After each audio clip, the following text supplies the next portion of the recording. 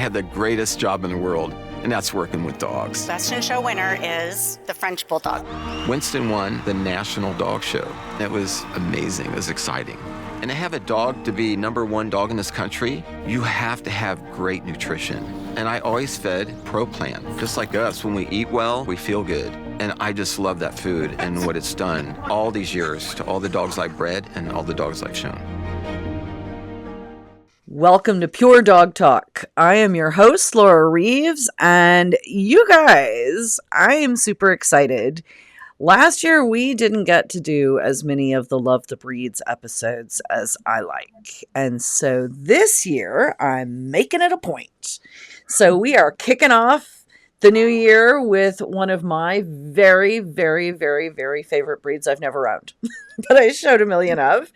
And it's Irish Wolfhounds with Jamie Souza Bartlett. And I am just thrilled. I cannot think of anyone else I'd rather talk to about this fabulous breed. So welcome, Jamie. Thank you for having me. So you guys, your family has been involved in this breed for quite some time. 3 generations? Yeah, well, my daughters are my 4th generation, but Right. 53 years in Wolfhounds. That is an enormous amount of knowledge. And I knew your mom well. I loved her. I showed one of my last specials in the breed that I showed was when you guys had bred. So it is a breed near and dear to my heart, and I'm really looking forward to introducing it to people. So tell us a little bit about your background, kind of some of your big dogs and that kind of stuff. Yeah, I mean, well, my mom got her first Irish Wolfhound when I was 2, and it came from my grandmother, who a lot of people mistakenly think is my mom's mom. It's actually her mother-in-law. It's my dad's mom. Okay. And around the same time that my grandmother got her first Wolfhound, my mom got an Old English Sheepdog. I quickly realized that the grooming was a little bit more than she was cut out for, and migrated into the Wolfhounds and got a Wolfhound for my grandmother from one of her first litters. Okay. And so, I mean, I grew up when I was first born, there were Old English in the house. And then at 2, our first Wolfhound came. Yeah. So, you know, I grew up with them, and they're a wonderful breed to grow up with and be around. They're soulful, they're sweet, they're the gentle giants. And I was very, very fortunate to grow up with them. So I pretty much started going to the dog shows right out of the chute. My mom came home one weekend, and my dad had me around the pool table and had carved out a pool stick that was like my height. And my mom's like, "That's it, she's coming with me." So, oh my God, that is an amazing story, Jamie. I truly love that. And so off I went. I started going with her pretty much every weekend. And, you know, as I started to get older and get more involved, and I started doing junior handling, and I got a whippet from Martha Fielder when I was 11 years old. And that's what I had planned on kind of showing in juniors. And then I went to work for Pat Craig at the time. So I worked for her for a couple of years. And then as I got a little bit older and worked into high school, I went to work for Mary Dukes. Right. And spent a significant amount of my childhood weekends showing dogs, working for handlers, and enjoying every minute of it. It's hard to beat, right? Yeah, it was awesome. And then, you know, it took a while for me to really get into showing the Wolfhounds, just because of, you know, the size requirement that you need to be able to actually hold on to the thing when you get to the dog show. Hey man, I'm not a big girl, but I'm saying you got to be strong, yes, because they're powerful. And, you know, if they want to go and do something, they're going for it. And there's not going to be a whole heck of a lot you're going to be able to do to hold them back. So then I just really started, and my mom started passing the specials over to me more and more often. And we would kind of tag team depending on, you know, as I got older, and then I left college and started a career and a family. And so sometimes I couldn't get away as much as I wanted to. Yeah. So she would take the reins, I would take the reins, and it was just kind of a really fun tag team. And my grandmother was there too. And then eventually my kids came along. So, and first of all, one of my most joyous things when I talk to people about the sport is that family, right? It was my family. It's your family. It's so many families that I know. That's the family tradition. It is the family life, and it gives you that joy. And secondly, talk about, I mean, one of the things that we do with Love the Breeds is talking about the history of the breed. And the history of this breed to me is so cool and so fascinating and just really endearing itself to the people who own it. Yeah, and the Wolfhounds, and much like a lot of breeds, they were bred for a specific purpose, which was to hunt wolves in Ireland. Mhm. Eventually, the wolves became extinct in Mhm. Ireland, Yep. and consequently, the Wolfhounds almost became extinct. And then, several years later, Captain Graham came along and really found that this was a breed that required rejuvenation and real rescuing and bringing back, Yeah. because they're just so wonderful. And you don't own wolfhounds, you're owned by wolfhounds. Yes. It's not an easy breed to have by any means. It comes with its own set of issues and things that can be Yeah. very, very We're going hard. to talk about that. um, but when you do own them, and you're owned by them, there's just really no greater thing in the world. They are so soulful and so wonderful, and they just become a part. I'm like, you become part wolfhound. Yeah. Yeah. I really, like I said, I shed a lot of breeds for a lot of years, and it's the one that I've never owned that I always just really wanted to and just was never, the right time, that kind of thing.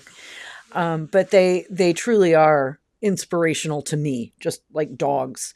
So talk a little bit, you talked some about how they are to live with when you were a kid.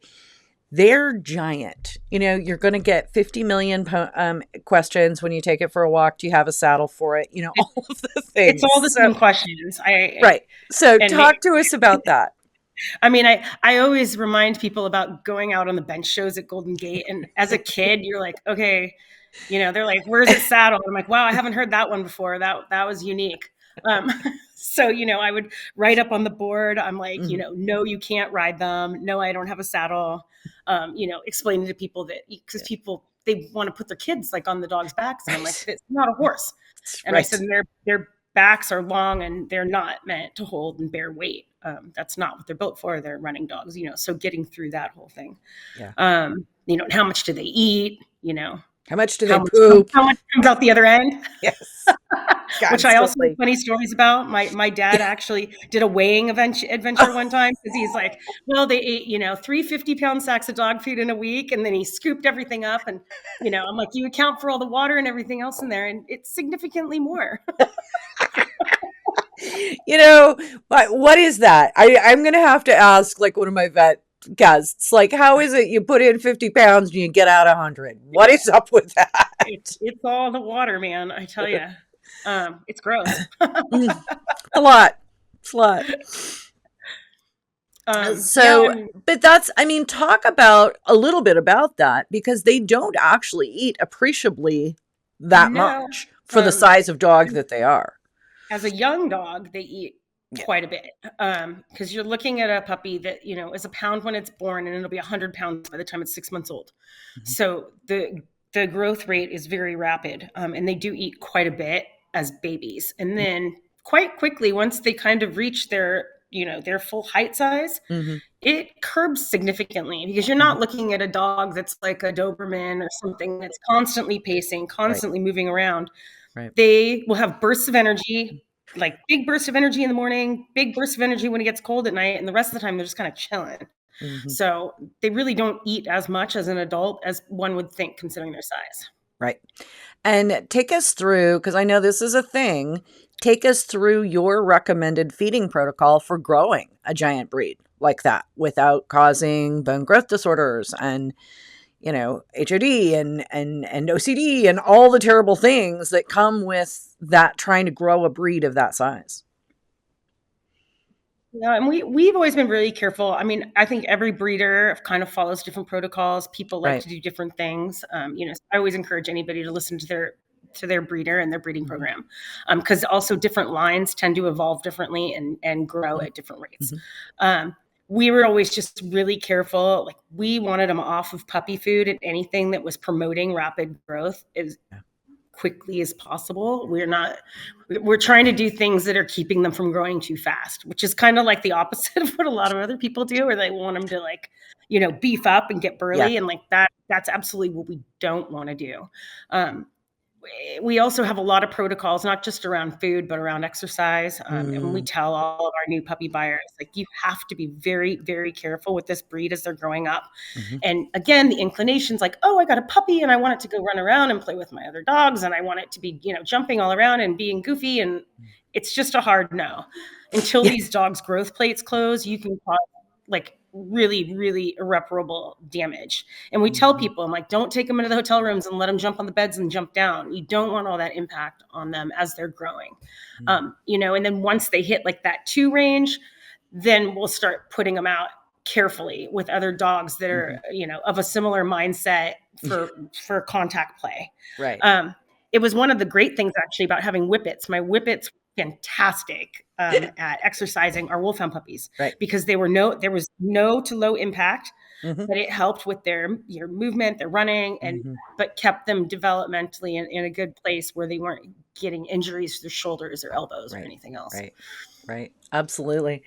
And I think that's, just part and parcel of when you have a giant breed, there are specific protocols, right? And helping people understand how to grow up a healthy one of these dogs is part of what we're talking about. Trupanion is revolutionizing medical insurance for pets by providing the best possible experience to our members. And it's not some space-age dream. It's happening now. We pay your veterinarian directly while you're checking out, and we're the only ones who can, which means you have decisions in seconds, and you don't have to wait for reimbursement. So unlike with other providers, you'll keep more money in your pocket. Ask your veterinarian if Trupanion can pay them directly, because there's pet insurance, and then there's Trupanion.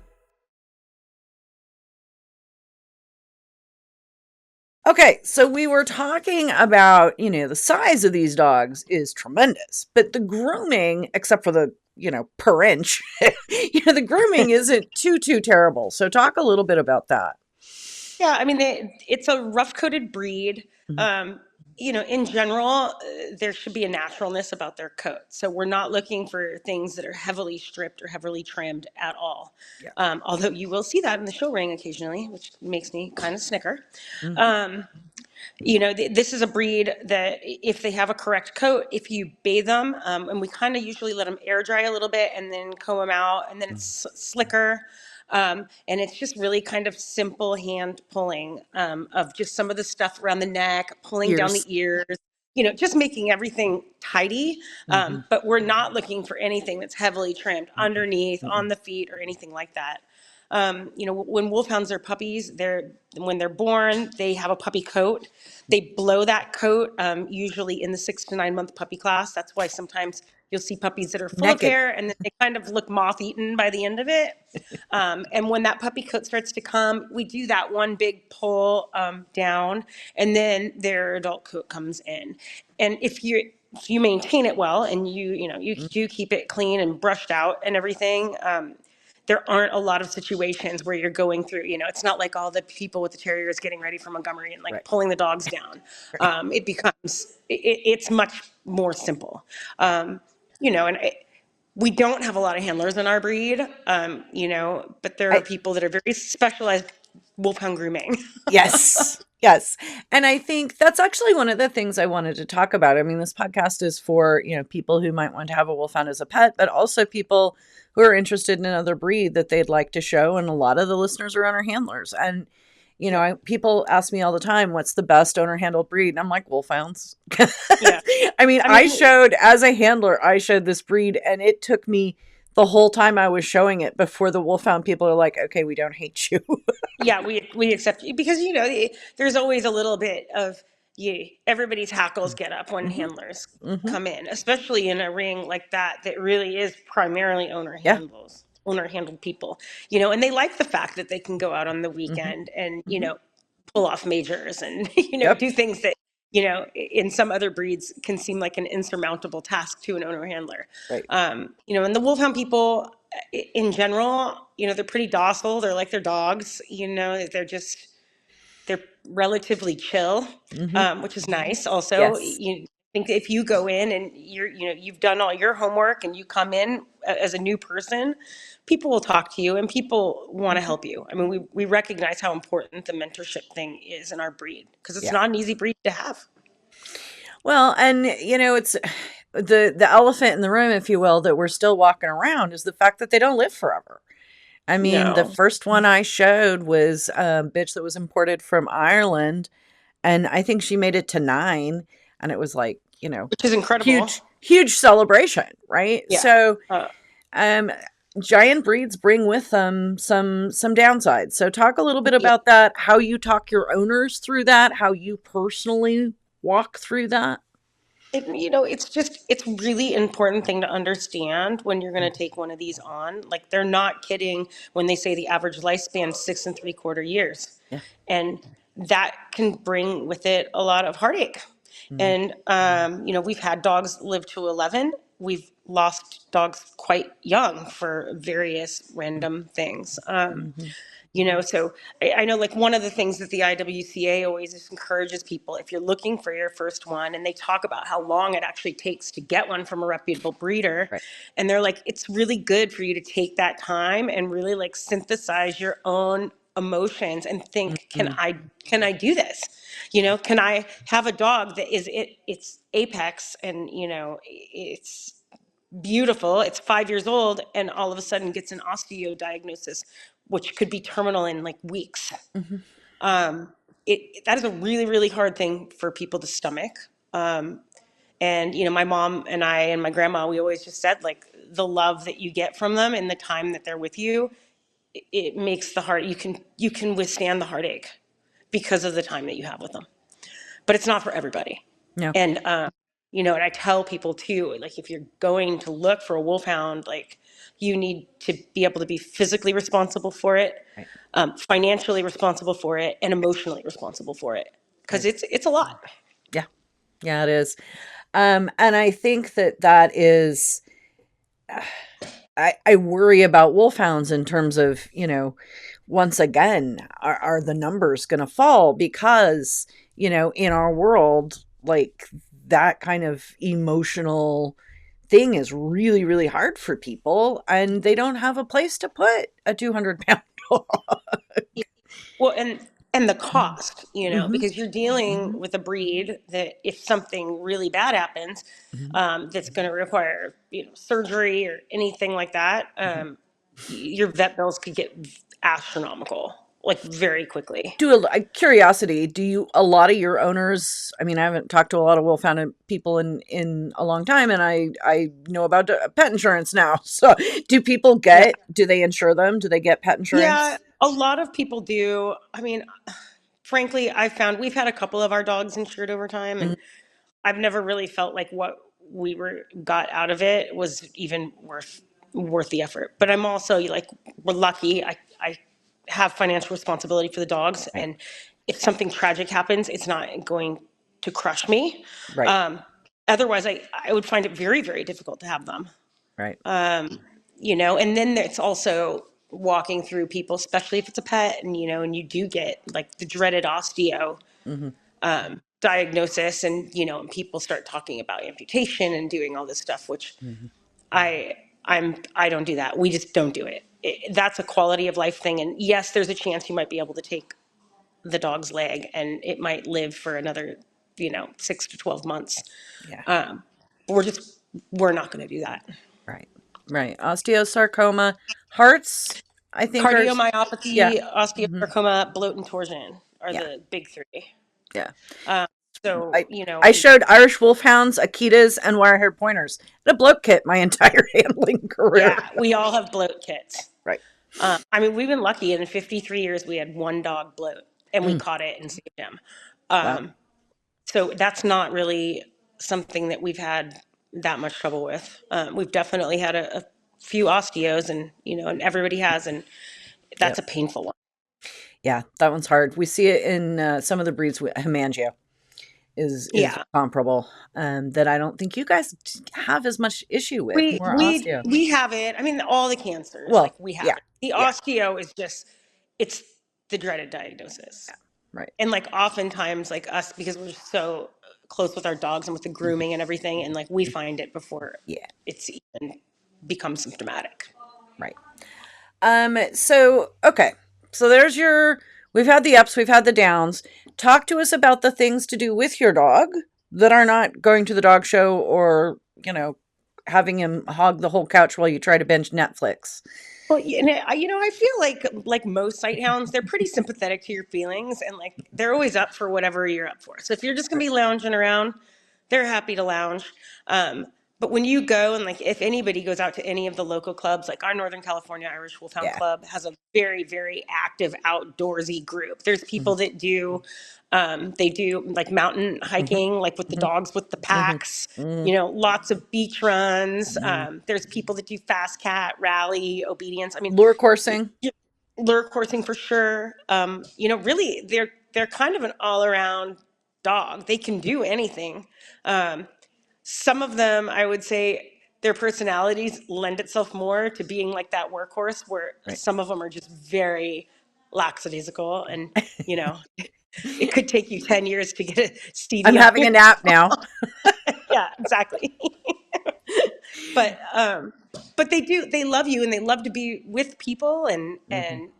so you can get them where they work. And I know people that have done all kinds of things. Mm-hmm. They have more patience than I do.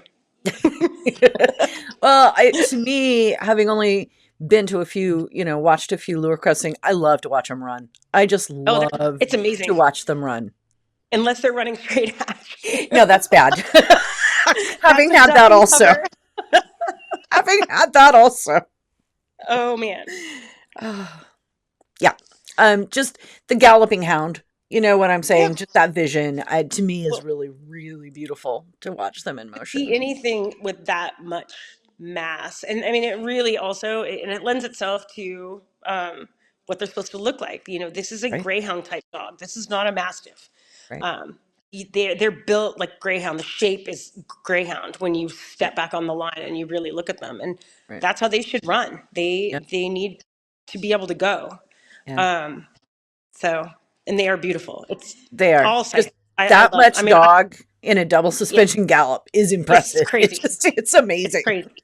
And when you see the ones that are really, really good coursers, right? It's very, very impressive. Yeah, amazing. Okay, so anything else you'd like to leave our listeners with in terms of breed community, breed traits, favorite stories, anything like that? I guess that really the most important thing is, and because it seems like you have a lot of people that maybe they're interested in getting in a wolfhound, and I would just really encourage anybody out there, start with the IWCA's website. Yes. There's a lot of people out there right now, and I think that if you really do your due diligence and you talk to them, you'll understand that maybe the reason they're putting puppies on the ground is not for the right reasons. And so I just encourage people, start with the IWCA, start with their breeder referral, even if they don't have puppies. Talk to these people, bring up names of other people that you're talking to so that you really know that you're working with somebody that's reputable and in it for the right reasons, which is, to put beautiful wolfhounds on the ground. Absolutely. That I think is hugely important, and also I would encourage people, if you are thinking about it too, go to a specialty. I mean, there's specialties all over the country, and the quality and the difference of what you're going to see if you just go to the local all breed shows versus the big specialty shows, the quality is so different. I say the same thing to judges during judges education. True. Like, don't just leave it at these shows. Go and see and talk to people. And I think that's gotten more, Jamie. I really think that's gotten even more than when I was showing them, which was back, in the 90s and 2000s. It feels like you see fewer and fewer dogs at the all breed shows these days. Yeah. Is that me or am I dreaming that? I think it's totally you. Or you're not dreaming. Like, you're seeing it. Everybody's seeing it. I think it's a financial thing in some ways. I think that also, with judges education, sometimes it's a little bit lacking. And so if they haven't gone and seen what like really, really high quality ones look like, somebody shows up with one that looks like that and it doesn't look like the rest of them, and the judges don't put them up, and the people are like, I just want to show to breeders and to people that understand. And the expenses are great now. Yeah. It's expensive to show dogs every weekend, and Yes, it is. and so people are just picking and choosing where they want to go. And I think that when they choose those places, they want to be with community, and they want to have a judge that they know, understand, and adores the breed the same way they do. I like it. Okay. All right. Well, Jamie, thank you so much. It is so wonderful to see you and It's talk really to nice you to talk to you. and talk about a breed that is near and dear to my heart. And do enjoy visiting about them. So thank you very much. I appreciate it. Thank you so much, Laura. Good talking to you. Good to talk to you too.